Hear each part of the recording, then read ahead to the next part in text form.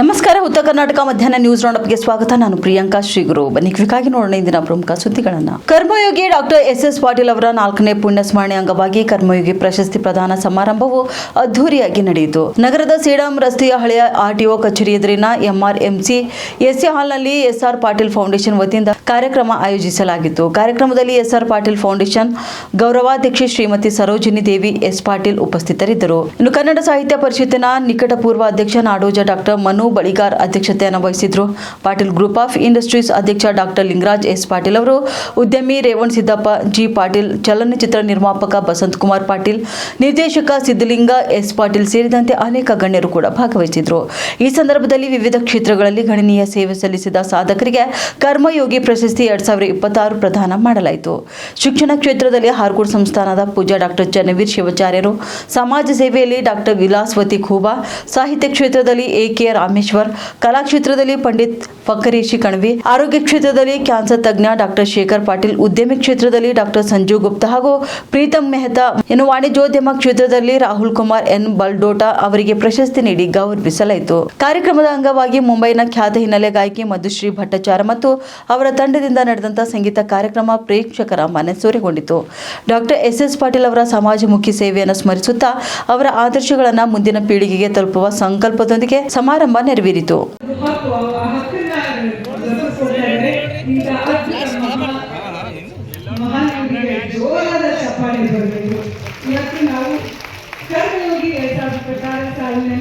ಶೈಕ್ಷಣಿಕ ಕ್ಷೇತ್ರದಲ್ಲಿ ಅದ್ಭುತ ಸೇವೆಯನ್ನು ಮಾಡಿರುವಂತಹ ಪರಮ ಪೂಜ್ಯ ಶ್ರೀ ಡಾಕ್ಟರ್ ಚನ್ನವೀರ ಶಿವಾಚಾರ್ಯರಿಗೆ ಸನ್ಮಾನ ಪ್ರಶಸ್ತಿ ಇದೆ ಅಂತ ಹೇಳ್ತಾ ಈ 2026 ಸಾಲಿನ ಕರ್ಮಯೋಗಿ ಪ್ರಶಸ್ತಿಯನ್ನ ಸಂಗೀತ ನಾವು ಮಾಡುವಂತಹ ಕೆಲಸ ಪ್ರಾಮಾಣಿಕವಾಗಿತ್ತು ಅಂತಂದ್ರೆ ಎಲ್ಲರಿಗೂ ಅಭಿನಂದನೆಯನ್ನ ಸಲ್ಲಿಸ್ತಾ ಸಾರಿಗೆ ಹೋರಾಟ ಕಾರ್ಯಕ್ರಮದ ಎಲ್ಲರೂ ಮಾತಾಡುವಂತಹ ಮಕ್ಕಳ ಸಾಹಿತ್ಯದಲ್ಲಿ ಹೆಸರುವಾಸಿಯಾಗಿರುವಂತಹ ಶ್ರೀ ಎ.ಕೆ. ರಾಮೇಶ್ವರ ಕಣ್ವಿಗೆ ಅವರಿಗೆ ಕರ್ಮಯೋಗಿ 2026 ಸಾಲಿನಲ್ಲಿ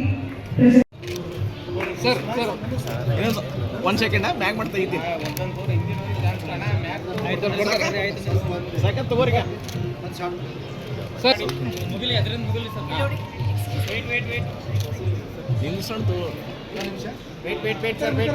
ಗಿಂಬಲ್ ಸ್ವಲ್ಪ ಮಾಡ್ರಪ್ಪ ಕ್ಯಾಮ್ರಾ.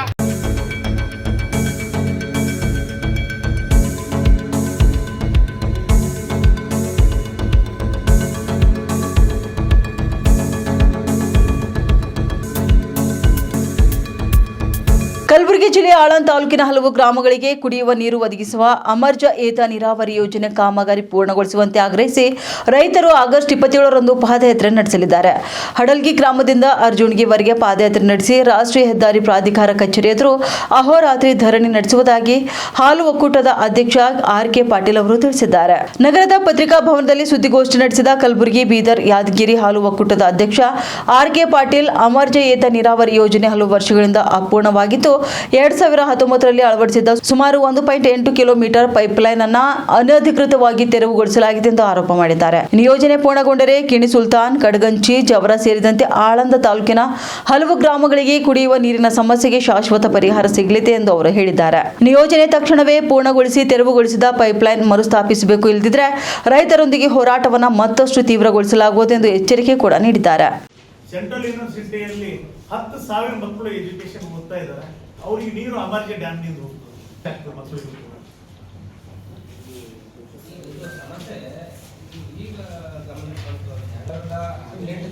ಮುಗಿಬೇಕು ಅಂತ ಹೇಳ್ತೀವಿ.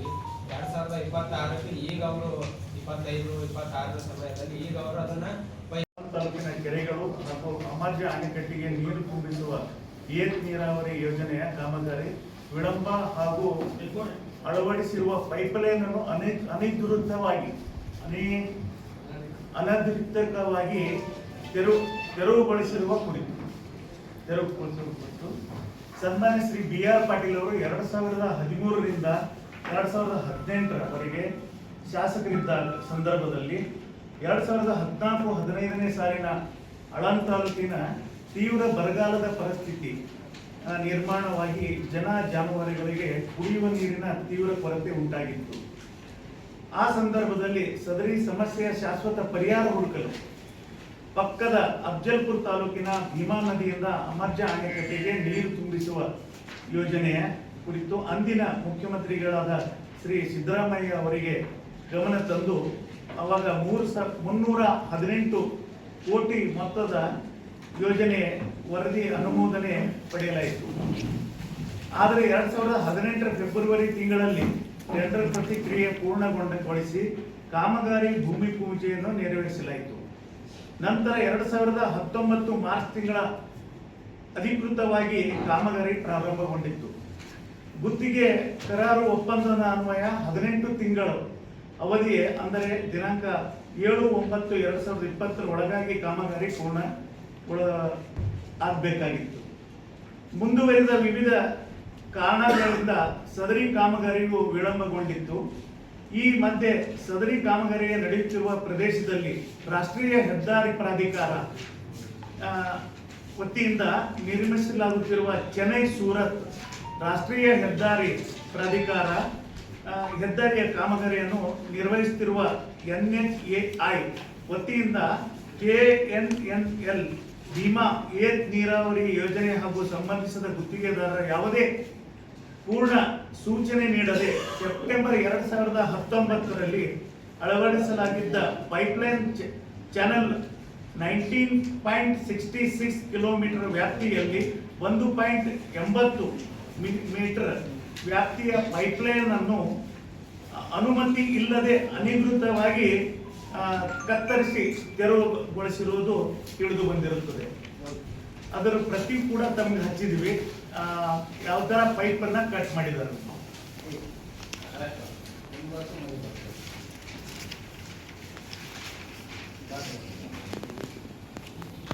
ರಾಷ್ಟ್ರೀಯ ಹೆದ್ದಾರಿ ಪ್ರಾಧಿಕಾರ ಅವರಿಗೆ ಲಿಖಿತ ದೂರು ಸಲ್ಲಿಸಿ ಅಧಿಕೃತವಾಗಿ ಕತ್ತರಿಸಿ ತೆರವುಗೊಳಿಸಿರುವ ಪೈಪ್ಲೈನ್ ಅನ್ನು ಮರು ಜೋಡಣೆ ಮಾಡಿ ಪುನಃ ಸ್ಥಾಪಿಸುವಂತೆ ಕೋರಿರುತ್ತಾರೆ.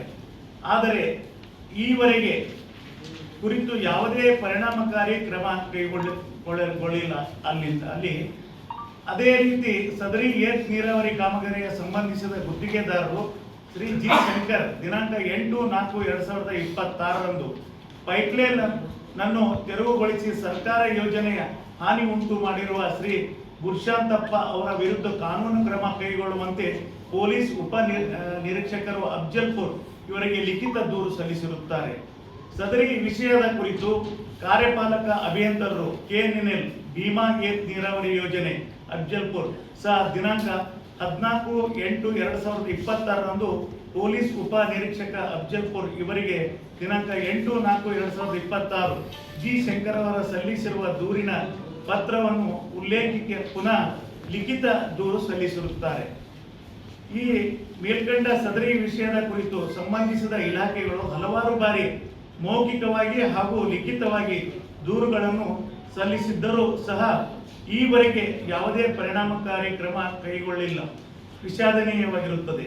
ಸರ್ಕಾರಿ ಯೋಜನೆಯ ಸಂಬಂಧಿಸಿದ ಪ್ರಮುಖ ಮೂಲ ಸೌಕರ್ಯವನ್ನು ಅನಧಿಕೃತವಾಗಿ ತೆರವುಗೊಳಿಸಿರುವ ಪ್ರಕರಣವಾಗಿರುವುದರಿಂದ ಈ ಕುರಿತು ತಕ್ಷಣ ಸೂಕ್ತ ಕಾನೂನು ಹಾಗೂ ಆಡಳಿತಾತ್ಮಕ ಕ್ರಮ ಕೈಗೊಳ್ಳುವುದು ಅತ್ಯಂತ ಅಗತ್ಯವಾಗಿರುತ್ತದೆ.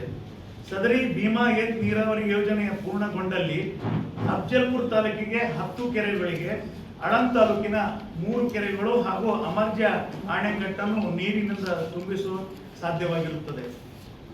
ಸದರಿ ಯೋಜನೆಯಿಂದ ಆಳಂದ್ ಪಟ್ಟಣದ ಜನರಿಗೆ ಕೇಂದ್ರೀಯ ವಿಶ್ವವಿದ್ಯಾಲಯ ಕಡಗಂಚಿ ವ್ಯಾಸಂಗ ಮಾಡುತ್ತಿರುವ ಸುಮಾರು 10,000 ವಿದ್ಯಾರ್ಥಿಗಳಿಗೆ ಹಾಗೂ ಅಮರ್ಜಿ ವ್ಯಾಪ್ತಿಯ ಸುಮಾರು 20 ಹಳ್ಳಿಗಳಿಗೆ ಜಾನುವಾರುಗಳಿಗೆ ಕುಡಿಯುವ ನೀರಿನ ಅನುಕೂಲವಾಗುತ್ತದೆ.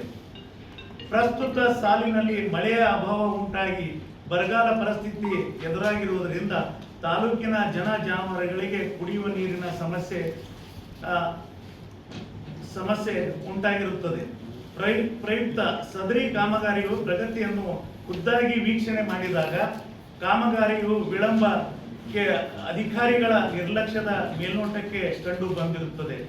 ಇದನ್ನು ಅರಿತು ತಾಲೂಕಿನ ಪ್ರಗತಿಪರ ರೈತರೊಂದಿಗೆ ಚರ್ಚಿಸಿ ದಿನಾಂಕ 27 ಆಳಂದ್ ತಾಲೂಕಿನ ಹಡಲಗಿ ಗ್ರಾಮದಿಂದ ಅಫ್ಜಲ್ಪುರ್ ಅರ್ಜುಣಗಿ ಹತ್ತಿರ ಯಾವ ಇದು ನ್ಯಾಷನಲ್ ಹೈವೇ ರೋಡ್ ಏನು ಮಾಡ್ತಾ ಇದ್ದಾರೆ ಅಲ್ಲಿವರೆಗೆ ನಾವು ಪಾದಯಾತ್ರೆ ಮುಖಾಂತರ ನಾವು ಹೋಗಿ ಈ ಭೀಮಾ ಬೋರಿ ನದಿಯಿಂದ ಅಮರ್ಜೆಗೆ ನೀರು ಬರುವವರೆಗೂ ನಾವು ಅಲ್ಲಿ ಸತ್ಯಾಗ್ರಹವನ್ನ ಹಮ್ಮಿಕೊಂಡಿದ್ದೀವಿ, ಎಲ್ಲ ರೈತ ಮುಖಂಡರು ಸೇರಿ.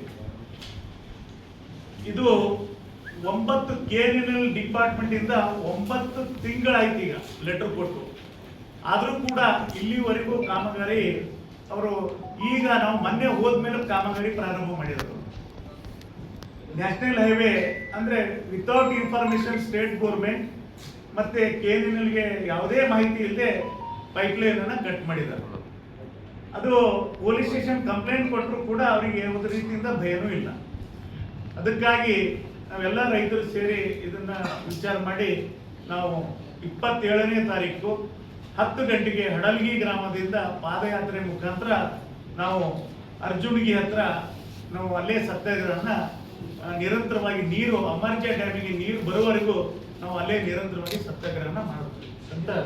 ಇದು ಏನ್ರಿ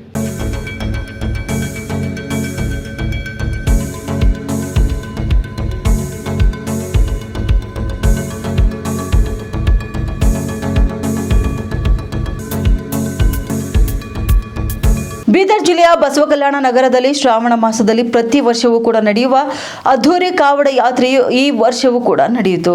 ಕಾವಡ ಯಾತ್ರೆಯು ಬಂದವರ ಓಣಿಯ ಝರಿಯಿಂದ ನಗರದ ಸದಾನಂದ ಮಠದವರೆಗೆ ಅದ್ಧೂರಿಯಾಗಿ ನಡೆದಿದೆ. ಅಲಂಕೃತ ವಾಹನದಲ್ಲಿ ಶಿವನ ಮೂರ್ತಿ ಇಟ್ಟು ವಾದ್ಯ ಮೇಳದೊಂದಿಗೆ ಏಕ್ ಲೋಟಾ ಜಲ್ ಸಾರೆ ಸಮಸ್ಯೆ ಕಾ ಹಲ್ ಎನ್ನುವ ಘೋಷವಾಕ್ಯದೊಂದಿಗೆ ಮೆರವಣಿಗೆ ನಡೆಯಿತು. ಸಾವಿರಾರು ಭಕ್ತರು ಕಾವಡ ಯಾತ್ರೆಯಲ್ಲಿ ಭಾಗಿಯಾಗಿದ್ರು. ಸದಾನಂದ ಮಠದಲ್ಲಿರುವ ಶಿವಲಿಂಗಕ್ಕೆ ಜಲಾಭಿಷೇಕ ಮಾಡುವ ಮುಖಾಂತರ ಭಕ್ತಿ ಸಮರ್ಪಣೆಯನ್ನ ಮಾಡಿದ್ರು.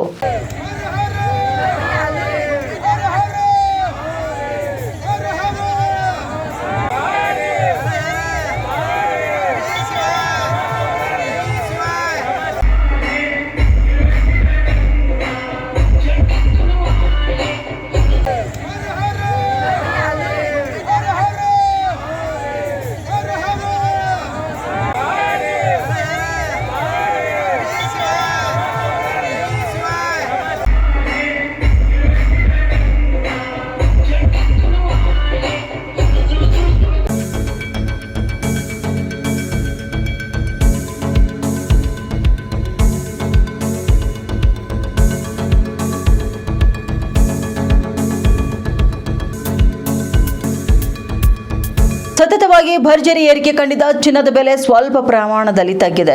ಇವತ್ತು ಅಂದ್ರೆ ಮಂಗಳವಾರ ಇದರ ಬೆಲೆ ಗ್ರಾಮ್ಗೆ 20 ರೂಪಾಯಿ ಕಡಿಮೆಗೊಂಡಿದೆ. ವಿದೇಶಗಳಲ್ಲಿ ಹಲವೆಡೆ ಬಂಗಾರದ ದರ ಗಣನೀಯವಾಗಿ ಏರಿದೆ. ಆದರೆ ಸ್ಟಾರ್ಟ್ ಚಿನ್ನದ ಬೆಲೆ 1 ರಿಂದ 2 ರೂಪಾಯಿಗಳಷ್ಟೇ ಏರಿದೆ. ಸ್ಟಾರ್ಟ್ ಬೆಳ್ಳಿ ಬೆಲೆ ಕೂಡ ಸ್ವಲ್ಪ ತಗ್ಗಿದ್ದು ಭಾರತದಲ್ಲಿ ಸದ್ಯ 10 ಗ್ರಾಂನ 22 ಕ್ಯಾರೆಟ್ ಚಿನ್ನದ ಬೆಲೆ 1,80,000 ರೂಪಾಯಿ ಆಗಿದೆ. 24 ಕ್ಯಾರೆಟ್ನ ಅಪರಂಜಿ ಚಿನ್ನದ ಬೆಲೆ 1,63,750 ರೂಪಾಯಿ ಆಗಿದೆ. ಇನ್ನು 100 ಗ್ರಾಂ ಬೆಳ್ಳಿ ಬೆಲೆ ಕೂಡ 26,000 ರೂಪಾಯಿ ಆಗಿದ್ದು ಬೆಂಗಳೂರಿನಲ್ಲಿ ಸದ್ಯ ಚಿನ್ನದ ಬೆಲೆ 10 ಗ್ರಾಂಗೆ 1,50,000 ರೂಪಾಯಿ ಆಗಿದೆ. ಬೆಳ್ಳಿ ಬೆಲೆ ಕೂಡ 100 ಗ್ರಾಂಗೆ 26,000 ರೂಪಾಯಿಯಲ್ಲಿದೆ. ತಮಿಳುನಾಡು, ಕೇರಳ ಮೊದಲಾದೆಡೆಯೂ ಈ ಲೋಹದ ಬೆಲೆ 26,500 ರೂಪಾಯಿ ಆಗಿದೆ.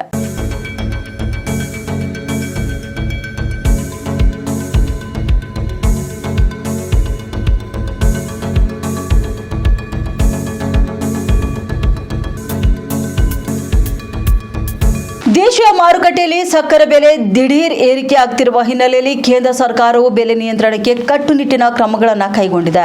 ಕಳೆದ 1 ತಿಂಗಳಲ್ಲಿ ಸಕ್ಕರೆ ಬೆಲೆಯು ಕಿಲೋಗೆ 48.18 ರಿಂದ 55.70ಕ್ಕೆ ಜಿಗಿದಿದ್ದು ಹಬ್ಬದ ಋತುವಿನ ಮುನ್ನವೇ ಗ್ರಾಹಕರಿಗೆ ಬಿಸಿ ತಟ್ಟಿದೆ. ಬೆಲೆ ಏರಿಕೆಗೆ ಸಕ್ಕರೆಯನ್ನ ಎಥನಾಲ್ ಉತ್ಪಾದನೆಗೆ ಬಳಸಿರುವುದೇ ಕಾರಣ ಎಂಬ ವರದಿಗಳನ್ನು ಇದೀಗ ಆಹಾರ ಕಾರ್ಯದರ್ಶಿ ಸಂಜೀವ್ ಚೋಪ್ರಾ ಸ್ಪಷ್ಟವಾಗಿ ತಳ್ಳಿಹಾಕಿದ್ದಾರೆ. ಸಕ್ಕರೆ ಲಭ್ಯತೆ ಹೆಚ್ಚಿಸಲು ಹಾಗೂ ಕೃತಕ ಅಭಾವ ತಡೆಯಲು ಸರ್ಕಾರ ಪ್ರಮುಖ ನಿರ್ಧಾರ ಪ್ರಕಟಿಸಿದೆ ಎನ್ನಲಾಗ್ತಿದೆ. ಸಕ್ಕರೆ ಬೆಲೆ ನಿಯಂತ್ರಣಕ್ಕೆ ಕೇಂದ್ರದ ಪ್ರಮುಖ ಕ್ರಮಗಳು ಈ ರೀತಿಯಾಗಿವೆ. ಸ್ಟಾಕ್ ಮಿತಿ ಮೇಲೆ ಕಟ್ಟೆಚ್ಚರ ವಹಿಸಲಾಗಿದೆ. ಆಗಸ್ಟ್ 1 ರಿಂದ ನವೆಂಬರ್ 30ರವರೆಗೆ ಸಕ್ಕರೆ ವರ್ತಕರಿಗೆ ಗರಿಷ್ಠ 400 ಟನ್ ಸ್ಟಾಕ್ ಮಿತಿ ವಿಧಿಸಲಾಗಿದೆ. ಹಾಗೆಯೇ ಸೆಪ್ಟೆಂಬರ್ 1 ರಿಂದ ಬೃಹತ್ ಬಳಕೆದಾರರು ಕೂಡ 15 ದಿನಗಳ ಬಳಕೆಗೆ ಅಗತ್ಯವಿರುವಷ್ಟು ಮಾತ್ರ ಸಕ್ಕರೆ ಸಂಗ್ರಹಿಸಲು ಅವಕಾಶ ನೀಡಲಾಗಿದೆ. ಇನ್ನು ದೇಶೀಯ ಮಾರುಕಟ್ಟೆಯಲ್ಲಿಯೂ ಕೂಡ ಸಕ್ಕರೆ ಕೊರತೆ ಆಗದಂತೆ ತಡೆಯಲು 10 ಲಕ್ಷ ಮೆಟ್ರಿಕ್ ಟನ್ ಕಚ್ಚಾ ಸಕ್ಕರೆಯನ್ನ ಯಾವುದೇ ಆಮದು ಸುಂಕವಿಲ್ಲದೆ ಆಮದು ಮಾಡಿಕೊಳ್ಳಲು ಸರ್ಕಾರ ಇದೀಗ ಅನುಮೋದನೆ ಕೂಡ ನೀಡಿದೆ. ಅಕ್ಟೋಬರ್ 15 ರಿಂದ ಕಬ್ಬು ಅರೆತ ಆರಂಭವಾಗಲಿದ್ದು ಹೊಸ ಕಬ್ಬು ಅರೆತ ಸೀಸನ್ ಅನ್ನ ಅಕ್ಟೋಬರ್ 15 ರಿಂದಲೇ ಪ್ರಾರಂಭ ಮಾಡುವಂತೆ ಎಲ್ಲ ರಾಜ್ಯಗಳು ಮತ್ತು ಸಕ್ಕರೆ ಕಾರ್ಖಾನೆಗಳಿಗೆ ಸೂಚನೆ ನೀಡಲಾಗಿದೆ.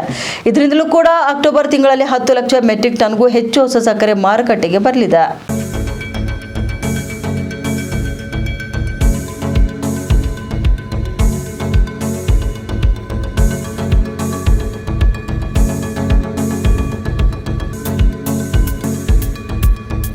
ವಿಧಾನಮಂಡಲ ಅಧಿವೇಶನ ಮುಗಿದ ಬೆನ್ನಲ್ಲೇ ಇದೀಗ ರಾಜ್ಯ ಸಚಿವ ಸಂಪುಟದಲ್ಲಿ ಮತ್ತೆ ಭಾರಿ ಬದಲಾವಣೆಯಾಗುವ ಸಾಧ್ಯತೆ ಕುರಿತು ಚರ್ಚೆ ಮುನ್ನೆಲೆಗೆ ಬಂದಿದೆ. ಈ ಬಾರಿ 3 ರಿಂದ 5 ಸಚಿವರನ್ನ ಸಂಪುಟದಿಂದ ಕೈ ಬಿಡುವ ಬಗ್ಗೆ ಇದೀಗ ಹೈಕಮಾಂಡ್ ಮಟ್ಟದಲ್ಲಿ ಗಂಭೀರ ಚಿಂತನೆ ನಡೆದಿದೆ ಎಂಬುದು ಉನ್ನತ ಮೂಲಗಳಿಂದ ತಿಳಿದು ಬಂದಿದೆ. ಈಗಾಗಲೇ ರಾಜ್ಯದ ನಾಯಕರೊಂದಿಗೆ ಹೈಕಮಾಂಡ್ ನಾಯಕರು ಮಾತುಕತೆ ನಡೆಸಿದ್ದಾರೆ. ಹಿರಿಯ ಸಚಿವರನ್ನು ಕೂಡ ಸಂಪುಟದಿಂದ ಕೈ ಬಿಡುವ ಬಗ್ಗೆಯೂ ಚರ್ಚೆ ನಡೆದಿದೆ ಎನ್ನಲಾಗ್ತಿದೆ. ಈ ಹಿನ್ನೆಲೆಯಲ್ಲಿ ಮುಖ್ಯಮಂತ್ರಿ ಡಿಕೆ ಶಿವಕುಮಾರ್ ಅವರಿಗೆ ಹೈಕಮಾಂಡ್ ಬುಲಾವ್ ನೀಡುವ ಸಾಧ್ಯತೆ ಇದ್ದು, ಗುರುವಾರವಷ್ಟೇ ಸಿಎಂ ದೆಹಲಿಗೆ ತೆರಳುವ ನಿರೀಕ್ಷೆ ಹೆಚ್ಚಾಗಿದೆ. ಅಂದು ಹೈಕಮಾಂಡ್ ನಾಯಕರೊಂದಿಗೆ ಸಂಪುಟ ಪುನರ್ರಚನೆ ಕುರಿತು ಚರ್ಚೆ ನಡೆಯುವ ಸಾಧ್ಯತೆ ಕೂಡ ಇದೆ ಎಂದು ತಿಳಿಸಿದ್ದಾರೆ. ಸಚಿವ ಸ್ಥಾನಕ್ಕಾಗಿ ಕೆಲವು ಹಿರಿಯ ನಾಯಕರು ಈಗಾಗಲೇ ಪಟ್ಟು ಹಿಡಿದಿದ್ದಾರೆ. ಇದೇ ವೇಳೆ ಸಂಪುಟದಿಂದ ಕೈ ಬಿಡಲಾಗ್ತಿದೆ ಎಂಬ ಚರ್ಚೆಯಿಂದ ಕೆಲ ನಾಯಕರು ಅಸಮಾಧಾನಗೊಂಡಿದ್ದಾರೆ. ಹೀಗಾಗಿ ಸಂಪುಟ ಪುನರ್ರಚನೆಯ ಮೂಲಕ ಅಸಮಾಧಾನಗೊಂಡಿರುವ ಹಾಗೂ ರೆಬೆಲ್ ನಾಯಕರಿಗೆ ಅವಕಾಶ ನೀಡುವ ಸಾಧ್ಯತೆಯ ಬಗ್ಗೆಯೂ ಕೂಡ ಚರ್ಚೆ ನಡೆಸಲಾಗ್ತಿದೆ. ಇನ್ನು ಸಂಪುಟದಲ್ಲಿ ಹಿರಿತನಕ್ಕೆ ಆದ್ಯತೆ ನೀಡದಿರುವುದು ಹಾಗೂ ಜಾತಿ ಸಮೀಕರಣದ ವಿಚಾರದಲ್ಲಿಯೂ ಕೂಡ ಕೆಲ ನಾಯಕರು ಅಸಮಾಧಾನ ವ್ಯಕ್ತಪಡಿಸಿದ್ದಾರೆ ಎನ್ನಲಾಗ್ತಿದೆ. ಅಲ್ಲದೆ ಜನತಾ ಪರಿವಾರದ ಹಿನ್ನೆಲೆಯಲ್ಲಿಯೂ ಕೂಡ 17 ಮಂದಿಗೆ ಸಚಿವ ಸ್ಥಾನ ನೀಡಿರುವುದೇಕೆ ಎಂಬ ಪ್ರಶ್ನೆಯನ್ನ ಕೆಲವರು ಎತ್ತಿದ್ದಾರೆ.